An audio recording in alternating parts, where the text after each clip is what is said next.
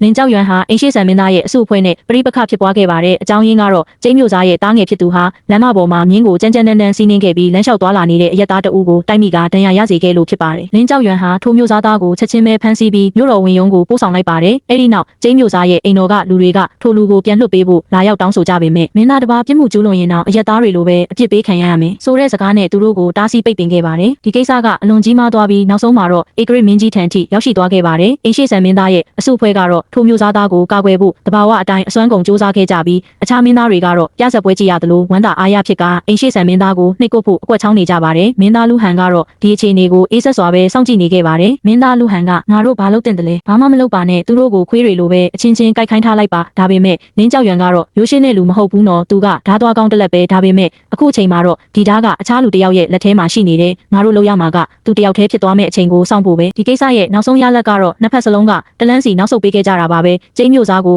နှစ်သိမ့်တဲ့အနေနဲ့ဧကရစ်မင်းကြီးကမျိုးသားရဲ့သားကို3လစာဖြစ်တောက်ပြီးအိမ်တွင်းအကျယ်ကျုပ်6လပြစ်ဒဏ်ပေးခဲ့ပါတယ်တစ်ဖက်မှာလည်းလင်းကြောက်ရွံရဲ့ဖြောင့်မတ်မှုကိုစူးချတဲ့အနေနဲ့ရွှေနဲ့ငွေအမြောက်အများပေးသနာခဲ့ပါတယ်ကြည့်ရတာလူတိုင်းပျော်ရွှင်သွားပုံရပေမဲ့လင်းကြောက်ရွံနဲ့အိမ်ရှိဆန်မင်းသားတို့အစုအဖွဲ့ဟာအခုဆိုရန်သူတွေဖြစ်သွားမှန်းလူတိုင်းသိကြပါတယ်ဒါအပြင်လင်းကြောက်ရွံကိုစိတ်ရင်းဖြူစင်တဲ့အရာရှိအများပြားကရဲဘော်ရဲဘက်တအုပ်အဖြစ်သတ်မှတ်လာကြပြီးနန်းတော်ထဲမှာအရှိန်ဟုန်နဲ့တက်လှမ်းလာတဲ့အင်အားတစ်တရက်ဖြစ်လာခဲ့ပါတယ်ဒီနေ့မှာတော့တတမမင်းသားလီလွန်ဟာဂူဟန်စီကိုလာရောက်ခဲ့ပါတယ်သူကဗန္နာရေးဝင်ကြီးဟာခြားစားမှုနဲ့စုံစမ်းစစ်ဆေးခံနေရပြီးအဲ့ဒီယာရူးနေရာလစ်လက်သွားပြီဖြစ်ကြောင်းသတင်းအချက်အရန်ယူဆောင်လာခဲ့တာပါဒါဟာအမျက်အဆုံးများပြီးအဓိကကျတဲ့ယာရူးနေရာတစ်ခုဖြစ်တာကြောင့်နန်းတော်ထဲကအစုအဖွဲ့နေငယ်ဟာဒီယာရူးနေရာကိုမျက်စိကျနေကြပြီးအပြင်းထန်လူယူနေကြပါတယ်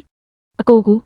ကျွန်ုပ်ရဲ့လူဒီယာရူးကိုရနိုင်ဖို့အကိုကူညီပေးနိုင်မယ်လို့မျှော်လင့်ပါတယ်အပြန်အလှန်အနေနဲ့ဗန္နာရေးဝင်ကြီးယာရူးနေရာကိုအကိုစီအနံမှာပါသူ့ကိုညှင်းပယ်လိုက်ပါဘာလို့လဲဒါကအာနာရဲ့ဗဟိုချက်သေးကိုဝင်ရောက်ဖို့ကျွန်ုပ်တို့အတွက်အကောင်းဆုံးခွင့်ရေးပဲလေကျွန်မပြောခဲ့တာတွေကိုမေ့သွားပြီလားအလွယ်တကူဗတ်မလိုက်ပါနဲ့ဦးအခုအခြေအနေကစစ်တူရင်ကစားပွဲလိုပဲအင်အားစုတွေကမျှချေဖြစ်နေတယ်ကျမတို့ဘက်တစ်ခုခုကိုရွေးချယ်လိုက်တာနဲ့ရန်သူရဲ့ပြစ်မှတ်ဖြစ်သွားလိမ့်မယ်ဒါအပြင်ဗန္နာရေးဝင်ကြီးယာရူးကအခုအချိန်မှာမီရင်းကြီးလိုပဲဘသူပဲအဲ့ဒီနေရာမှာထိုင်ကြီးမားတဲ့ရှုပ်ထွေးမှုတွေနဲ့ရင်ဆိုင်ရလိမ့်မယ်ဒါကြောင့်ကျမတို့လုပ်ရမှာကဒီယာရူးကိုလူယူဖို့မဟုတ်ပဲရန်သူထံပေးအပ်လိုက်ဖို့ပဲအိမ်ရှိဆန်မင်းသားကသူ့လူသူအမြဲနေရာချချင်နေတာမဟုတ်ဘူးလားကျမတို့သူ့ကိုကူညီပေးကြတာပေါ့နောက်ရက်တွေမှာတော့ဂူဟန်ဟာတမိုင်းပြုစုခြင်းဆိုင်ရာခွင့်ရေးကိုအသုံးချပြီးနန်းတော်ထဲမှာပုံမှန်ထက်ထူးခြားစွာလှုပ်ရှားလာခဲ့ပါတယ်သူကဗန္နာရေးဝင်ကြီးဌာနရဲ့အရေးပါပုံကိုဧကရစ်မင်းကြီးထံခဏရှင်းပြခဲ့ပါတယ်ဘသူကိုထောက်ခံနေဆိုတာတိုက်ရိုက်မပြောခဲ့ပေမဲ့သူ့ရဲ့စကားလုံးတွေကအိမ်ရှိဆန်မင်းသားရဲ့ဦးလေးဖြစ်သူလီဝေစီကိုဥတီနေခဲ့ပါတယ်ဧကရစ်မင်းကြီးကမူလကလီဝေကိုစိတ်မဝင်စားခဲ့ပါဘူးဒါပေမဲ့အိမ်ရှိဆန်မင်းသားရဲ့အစုအဖွဲ့ကနေတိုင်းနာပူနာစာလုပ်နေခဲ့ကြပြီးကြားနေပညာရှင်ဂူဟန်ရဲ့စကားတွေကြောင့်ပါဧကရစ်မင်းကြီးယုံကြည်သွားခဲ့ပါတယ်မိမိရဲ့ဆွေမျိုးဖြစ်သူလီဝေကိုဗန္နာတိုက်ထိန်းသိမ်းခိုင်းတာကအခြားမင်းသားတွေရဲ့လူတွေကိုယုံကြည်ရတာထက်ပိုပြီးစိတ်ချရတယ်လို့သူယူဆခဲ့ပါတယ်ဒါကြောင့်အငင်းပွားမှုတွေကြားထဲကပဲဧကရစ်မင်းကြီးကကန့်ကွက်မှုအလုံးကိုပယ်ချပြီးလီဝေကိုဗန္နာရေးဝင်ကြီးအသစ်အဖြစ်